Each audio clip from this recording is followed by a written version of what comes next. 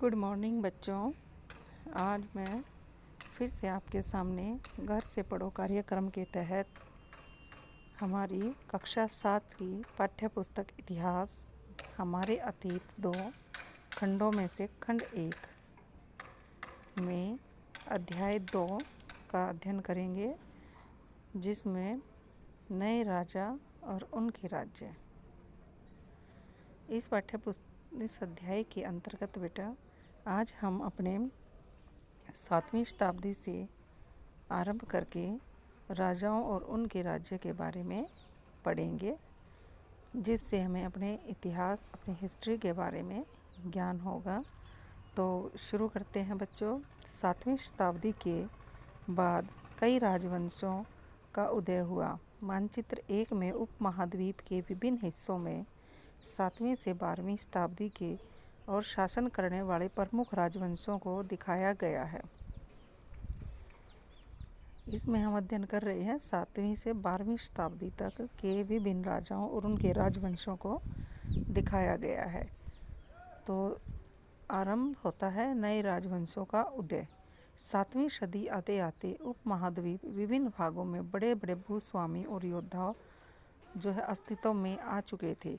राजा लोग प्राय उसे अपना मातहत या सामंत के रूप में मान्यता देते थे। उनसे उम्मीद की जाती थी कि वे जब भी राजा से मिलने आएंगे तो कुछ ना कुछ उपहार लेकर अपने स्वामी के लिए आएं और उनके दरबार में हाजिरी लगाएं। उन्हें सैन्य सहायता प्रदान कर अधिक सत्ता और संपदा हासिल करने में उनका सहयोग करें।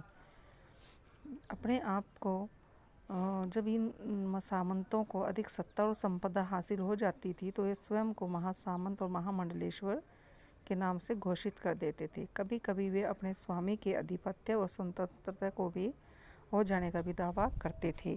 इस तरह का एक उदाहरण दक्कन में राष्ट्रकूटों का था। शुरुआत में वे कर्नाटक के चालुक्य राजाओं के अधीनस्थ थे। 8वीं सदी के मध्य में एक राष्ट्रकूट प्रधान दंतिदुर्ग ने अपने चालुक्य स्वामी की अधीनता से इनकार कर दिया।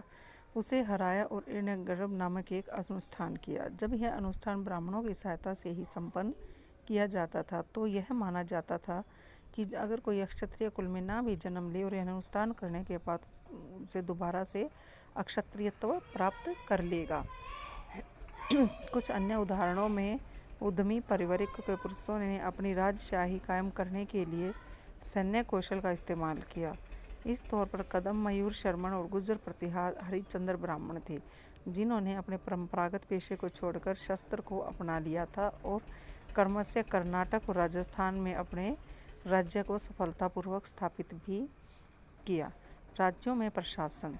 अब हम आगे पढ़ रहे हैं राज्यों में प्रशासन। इन नए राजाओं में से कईयों ने महाराजा अधिराज का मतलब होता है राजाओं के राजा, त्रिभुवन चक्रवर्ती अर्थात 3 भुवनों का स्वामी और इसी तरह की अन्य भारी भरकम उपाधियां धारण की। लेकिन इस तरह के दावों के बावजूद वे अपने सामंत और साथ ही साथ किसान, व्यापारी तथा ब्राह्मणों के संगठनों के साथ अपनी सत्ता की साझेदारी करते थे।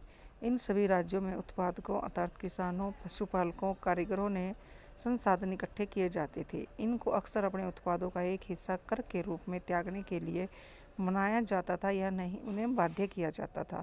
कभी कभी इस हिस्से को लगान मानकर वसूला जाता था, क्योंकि प्राप्त करने वाला भूस्वामी होने का दावा करता था। राजस्व व्यापारियों से भी लिया जाता था। तमिलनाडु में शासन करने वाले चोल वंशों के अभिलेखों में विभिन्न किस्म के करों का उल्लेख किया जाता है। 400 से ज़्यादा सूचक शब्द मिलते हैं। सबसे अधिक उल्लेखित कर हैं वैटिकर, जो नकद के बजाय जबरन शर्म के रूप में लिया जाता है, यानी कि जबरन शर्म, और कदमाई यानी कि भू राजस्व थे।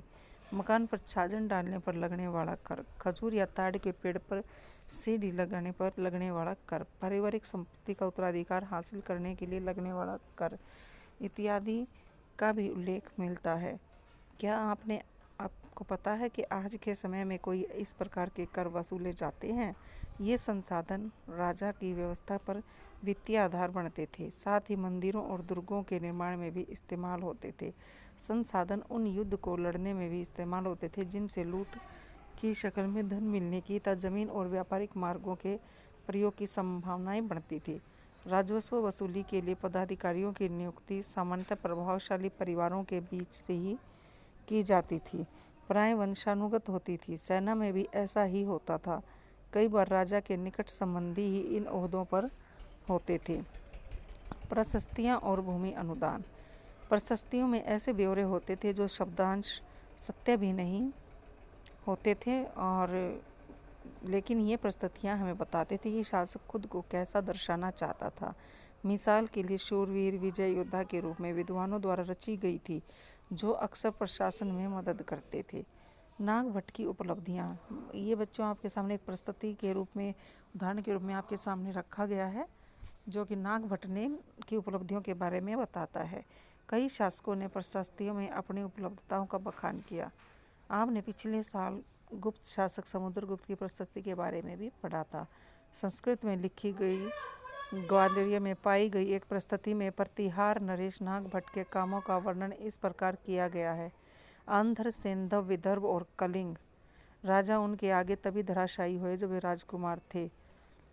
उन्होंने कन्नौज के शासन को चक्र युद्ध को विजित किया। उन्होंने बंगाल का हिस्सा, गुजरात का हिस्सा, मध्य प्रदेश का हिस्सा, मालवा, किराना, वनवासी, तुर्शक राजाओं को पराजित किया। इस प्रकार अभिलेखों में उल्लिखित इलाकों में से कुछ को मानचित्र 1 में ढूंढने की कोशिश करें। दूसरे राजाओं ने भी इसी तरह के दावे किए थे। आपके विचार में ऐसे दावे उन्होंने क्यों किए होंगे? राजा लोग प्राय ब्राह्मणों को भूमि अनुदान से पुरस्कृत करते थे। ये ताम्र पत्रों पर अभिलिखित भी होती थी, जो भूमि पाने वाले को दिए जाते थे। चित्र में आप देख रहे हो, ये इस प्रकार की जो है ताम्र पत्रों पर अभिलिखित अनुदान करते समय दिए जाते थे। संस्कृत और थोड़ा तमिल में इनको लिखा हुआ एक ताम्र पत्रों का एक संग्रह है, जिसमें 9वीं शताब्दी में एक शासक के द्वारा दिए गए हैं अनुदान का उल्लेख है। जिन कड़ियों में ये जुड़े हैं उन पर राजसी मोहर लगी है। यह बतलाने के लिए है कि प्रमाणिक दस्तावेज है। 12वीं शताब्दी में एक वृत्त संस्कृत का भी रचा गया, जिसमें कश्मीर के शासन और राजाओं का इतिहास दर्ज है। इसे कलहल नामक एक रचनाकार ने रचा था। कलहन अपना वृत्तांत लिखने के लिए शिलालेखों, दस्तावेजों, प्रत्यक्षदर्शियों के वर्णनों और पहले के इतिहास समेत अनेक तरह के स्रोतों का इस्तेमाल किया गया। प्रस्तुतियों के लेखकों से भिन्न वह अक्सर शासक और उनकी गलतियों के बारे में आलोचनात्मक दिखलाता था, इसलिए 12वीं सदी के लिए उन असाधारण ग्रंथ था। अब और युद्ध किए जाते थे, धन के लिए युद्ध। आपने यह गौर किया होगा कि इनमें से प्रत्येक शासक राजवंश का आधार कोई अक्षेत्र विशेष था। वे दूसरे अक्षेत्रों पर भी नियंत्रण करने का प्रयास करते थे। एक विशेष रूप से वांछनीय अक्षेत्र था घाटी में नगर, कन्नौज नगर, गुज्जर, प्रतिहार, राष्ट्रकूट और पाल वंशों के शासक सदियों तक कन्नौज के ऊपर नियंत्रण को लेकर आपस में लड़ते रहे। क्योंकि यह लड़ाई लंबी चली तो 3 पक्ष थे। इतिहासकारों ने प्राय इसकी चर्चा त्रिपक्षीय संघर्ष के रूप में की। तो त्रिपक्षीय संघर्ष जो किया, किसने किया? पाल वंशों ने, और इसके साथ कौन थे? गुर्जर, प्रतिहार और राष्ट्रकूट, जिनको त्रिपक्षीय संघर्ष के रूप में भी जाना जाता है। जैसा कि हम देख रहे हैं, शासकों ने बड़े मंदिरों का निर्माण भी करवा दिया और उनकी सत्ता और संसाधनों का प्रदर्शन करने का प्रयास किया। इसलिए जब वे एक दूसरे के राज्य पर आक्रमण करते थे तो मंदिरों को भी अपना निशाना बनाते थे, जो कभी कभी बहुत अधिक संपन्न होते थे। जैसा कि आपने अफगानिस्तान के गजनी सुल्तान महमूद ऐसे शासकों में सबसे प्रसिद्ध थे। उन्होंने 997 से 1030 तक शासन किया और नियंत्रण का विस्तार किया। मध्य एशिया के भागों, महाद्वीप, लगभग हर साल उपमहाद्वीप पर आक्रमण करता था। उसका निशाना थे संपन्न मंदिर, जिनका गुजरात का सोमनाथ मंदिर भी उसमें शामिल था, जो धन उठा ले गया। उसके बाद उसका बहुत बड़ा हिस्सा गजनी में एक वैभवशाली राजधानी के निर्माण में खर्च हुआ। सुल्तान अरबी भाषा का शब्द है जिसका मतलब है शासक। सुल्तान महमूद अपने द्वारा जीते गए लोगों के बारे में कई बातें जानना चाहता था और उसने अल बैरूनी नामक एक विद्वान को महाद्वीप का लेखा जोखा लिखने का काम सौंपा। अरबी में लिखी गई उसकी कृति कितना अल हिंद आज भी इतिहासकारों के लिए महत्वपूर्ण स्रोत है। अल बैरूनी ने इसे तैयार करने के लिए संस्कृत के विद्वानों से परामर्श किया। युद्ध करने वाले दूसरे राजाओं में चाहमान भी थे, जो बाद में चौहान के रूप में जाने गए। वे दिल्ली और अजमेर के आसपास के क्षेत्र पर शासन करते थे। उन्होंने पश्चिम और पूर्व की ओर नियंत्रण क्षेत्र का विस्तार करना चाहा, जहां उन्हें गुजरात के चालुक्य और पश्चिमी उत्तर प्रदेश के गढ़वालों से टक्कर लेनी पड़ी। चाहमानों का सबसे प्रसिद्ध शासक था पृथ्वीराज तृतीय, जिसने सुल्तान मोहम्मद गोरी नामक अफगान शासक को 1191 में हरा दिया था, लेकिन दूसरे ही साल 1192 में उसके हाथों हार गया।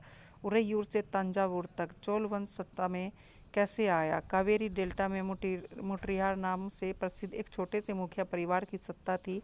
वे कांचीपुरम के पल्लव राजाओं के मातहत थे। उरियार के चोल वंशीय प्राचीन मुखिया परिवार के विजय ने 9वीं सदी के मध्य से मुटियारों को हराकर इस डेल्टा पर कब्जा जमाया। उसने वहां तंजावुर शहर और निशंभु सुदिनी देवी का मंदिर भी बनवाया। विजय के उत्तराधिकारियों ने पड़ोसियों के इलाकों को जीता और उसका अक्षेत्र तथा शक्ति दोनों रूपों में बढ़ता गया। दक्षिण और उत्तर के शांडियन और पल्लव के इलाकों में इस राज्य का हिस्सा बना लिए गए। राजा राज प्रथम, जो सबसे शक्तिशाली चोल शासक माना जाता है, 985 में राजा बना और उसने इसमें ज़्यादातर क्षेत्रों पर अपने नियंत्रण का विस्तार किया। उसने साम्राज्य को विस्तार भी पुनर्गठन किया।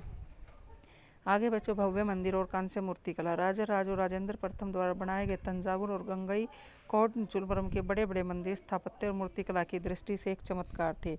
चोलों ने जो मंदिर बनाए, अक्सर वे अपने आसपास विकसित होने वाली बस्तियों के केंद्र में बन गए थे, शिल्प उत्पादन के केंद्र थे। ये मंदिर शासकों अन्य लोगों द्वारा दी गई भूमि से संपन्न होते थे। इसके लिए उनको काम कर पुरोहित, अब आप ये पिक्चर में देख रहे हैं, गंगई कोंडचुलपुरम का मंदिर है। छत जिस तरह से क्रमशः पतली होती गई है, उस पर गौर करें। बाहरी दीवारों को सजाने के लिए पत्थर की जो प्रतिमाएं अलंकृत की गई हैं, उन्हें भी ध्यान से देखिए। नर्तक इत्यादि, दूसरे शब्दों में भी इनकी जो है चोल वंशों ने ऐसी प्रतिमाएं काफ़ी बनवाई हैं। कृषि और सिंचाई। चोलों की कई उपलब्धियां कृषि में हुई नई विकासों के माध्यम से संभव। मानचित्र 2 देखिए।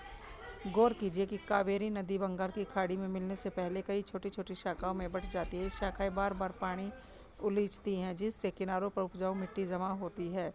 शाखाओं का पानी कृषि, विशेषतः चावल की खेती के लिए आवश्यक आर्द्रता ही मुहैया कराता है। हालांकि तमिलनाडु के दूसरे हिस्सों में कृषि पहले ही विकसित हो चुकी थी, पर 5वीं या 6ठी सदी में आकर इस इलाके में बड़े पैमाने पर खेती शुरू हो पाई। कुछ इलाकों में तो इलाके ज़मीन की समतल किया जाना था। डेल्टा में बाढ़ को रोकने के लिए तटबंध बनाए गए और पानी को खेतों तक ले जाने के लिए निर्माण किया गया। कई क्षेत्रों में एक साल में 2 फसलें भी उगाई जाती थी। साम्राज्यों का प्रशासन किस प्रकार संगठित था? किसानों की बस्तियां, जो उर कहलाती थी, किसानों की बस्तियों को क्या कहते थे? उर, सिंचित खेती के साथ बहुत ही समृद्ध हो गई थी। इस तरह के गांवों के समूह को नाडु कहा जाता था। ग्राम परिषद और नाडु न्याय करने पर कर वसूलने जैसे कई प्रशासकीय कार्य करते थे। बल्लाल जाति के धनी किसानों के केंद्रीय चोल सरकार की देखरेख में नाडु के कामकाज में अच्छा खासा नियंत्रण था। इस प्रकार उपलब्धियां ने केंद्र में महत्वपूर्ण राजकीय पद भी सौंपे गए। हमने देखा कि ब्राह्मणों को समय समय पर भूमि अनुदान का या ब्रह्मोदय प्राप्त हुआ था। परिणाम स्वरूप उनको कावेरी घाटी और दक्षिण भारत में दूसरे हिस्सों में ढेरों ब्राह्मण जातियां अस्तित्व में आई। भूमि के प्रकार। प्रत्येक ब्रह्मोदय की देखरेख में प्रमुख ब्राह्मण भूस्वामियों की एक सभा की जाती थी। यह सभाएं बहुत ही कुशलतापूर्वक काम करती थी। इन निर्णयों इस प्रकार से ब्राह्मणों की सभा का संगठन कैसा? सिंचाई के काम काज, बाग बगीचों, मंदिरों इत्यादि में जो लोग योग करते थे, उनका डाल पत्थर के छोटे टिकटों पर उनके नाम लिखे जाते थे। मिट्टी के बर्तन भी रखे जाते थे। किसी छोटे लड़के को हर समिति के लिए एक के बाद एक टिकट निकालने के लिए कहा जाता था। तांग वंश के युग का चीन में तांग वंश राजवंश के तहत एक साम्राज्य स्थापित हुआ, जो लगभग 300 वर्षों तक चला। इसी राजधानी शियान दुनिया के सबसे बड़े नगरों में से एक थी, जहाँ तुर्की, ईरानी, भारतीय, जापानी और कोरियाई आया जाया करते थे। तांग साम्राज्य परीक्षा के माध्यम से नियुक्त की गई नौकरशाही द्वारा प्रशासित होता था। इन परीक्षाओं में हर इच्छुक व्यक्ति बैठ सकता था। अधिकारियों के चयन की यह व्यवस्था कुछ बदलावों के साथ 1911 तक कायम रही। भारतीय उपमहाद्वीप में भी इस प्रकार की विभिन्न प्रचलित थी। अब बच्चों, हम इसका अभ्यास करना है। सबसे पहले जोड़े बनाने हैं। गुर्जर प्रतिहार, पश्चिम दक्कन, बंगाल, गुजरात, इनसे इसको मैच करना है। त्रिपक्षीय संघर्ष में लगे तीनों पक्षों के नाम जो हम अध्याय में पढ़ चुके हैं, उनका वर्णन आपको करना है। इसी प्रकार से प्रश्न संख्या 3, चोल साम्राज्य में सभा की किसी समिति का सदस्य बनने के लिए क्या आवश्यक थी? चाह मानव के नियंत्रण में आने वाले 2 प्रमुख नगर कौन से थे? इस प्रकार बच्चों, हमने अध्याय 2 इतिहास की पाठ्य पुस्तक कक्षा 7 में राजा और उनके राज्य के बारे में विस्तार से पढ़ा है। और इसका जो अभ्यास के प्रश्न उत्तर हैं बच्चों, सभी बच्चे इसको अच्छे से ध्यान से समझकर अपनी नोटबुक में सभी क्वेश्चन आंसर को करेंगे और उस कार्य को ग्रुप में शेयर करें। इसके बाद हम अपनी अगली वीडियो में अगला अध्याय करेंगे। तब तक के लिए धन्यवाद बच्चों।